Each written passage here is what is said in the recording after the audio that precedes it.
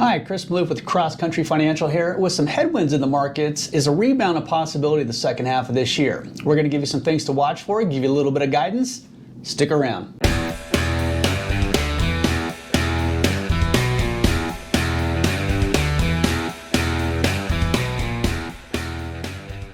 First quarter earnings season was solid by just about any measure, but based on recent market behavior, it's obvious that in general market participants paid little attention. This is a macro-driven market, so it will likely take positive macro developments, i.e. better news on the inflation front, to turn stocks around.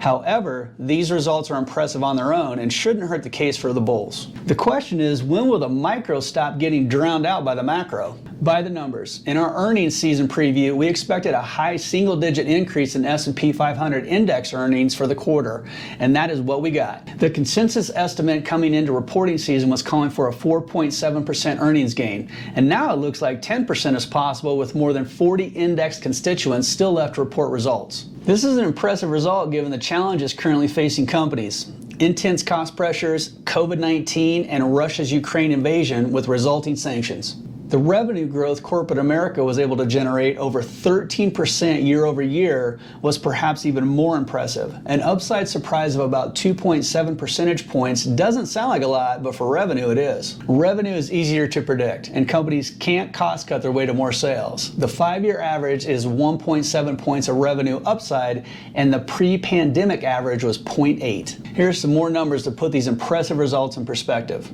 A very strong 78% of S&P 500 companies beat earnings estimates for the quarter, slightly above the long-term average of 77%. Excluding financials, S&P 500 earnings per share are on track to grow about 14%. Excluding energy, S&P 500 earnings per share are on track to grow only about 4%. The biggest upside earnings surprise came from utilities, while consumer staples, financials, healthcare, and materials also generated strong upside surprises. Consumer discretionary was the only sector to miss analysts' earnings targets, falling a massive 35% short due to Amazon. We remain underweight to the consumer discretionary sector. A solid 74% of S&P 500 companies have beaten revenue forecasts above the 5-year average of 69%. About half of the revenue growth for the quarter came from the energy and healthcare sectors. The biggest upside revenue surprises came from energy and utilities, while only communication services missed analysts' revenue target. The biggest challenge? Profit margins. In our earnings season preview on April 18th, we highlighted 3 things to watch: margin pressures, pricing power, and supply chain status.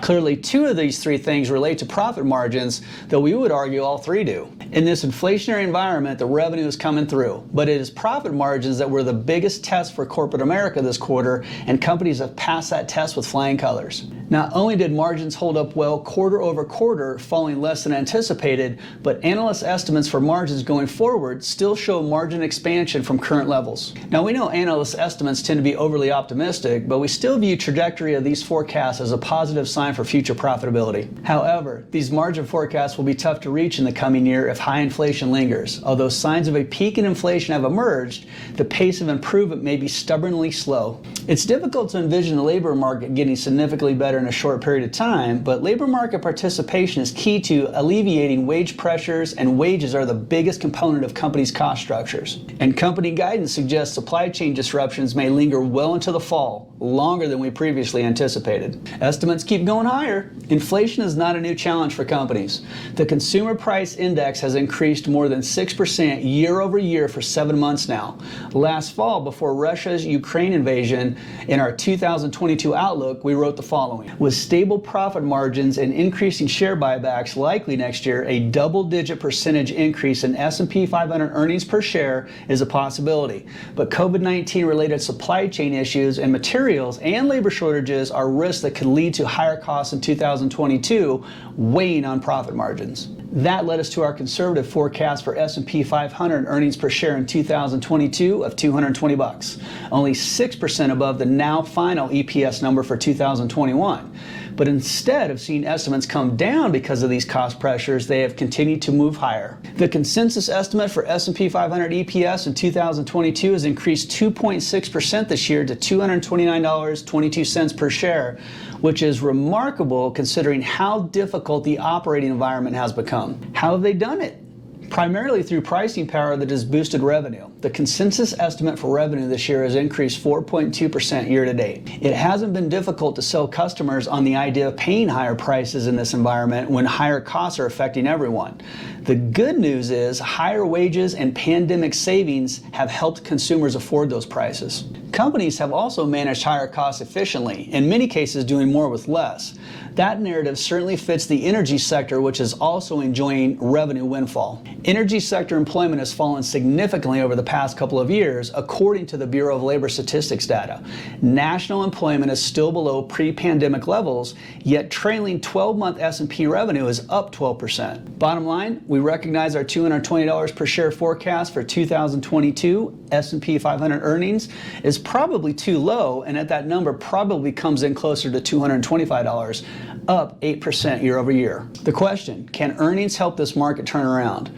Earnings will be part of the stock market rebound we expect over the rest of the year. We expect S&P 500 earnings to grow high single digits this year despite the aforementioned challenges.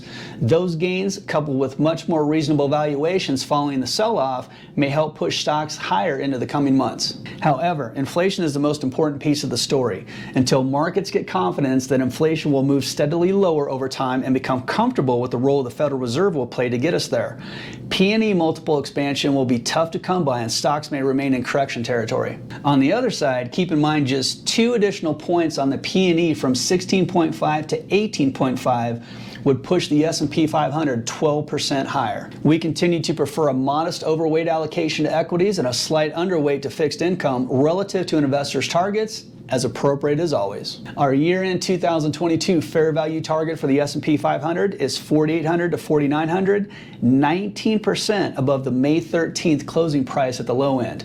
We are actively considering adding to our equities allocation. If you found this information beneficial, hit that subscribe button, invest early and often, and we'll see you next week.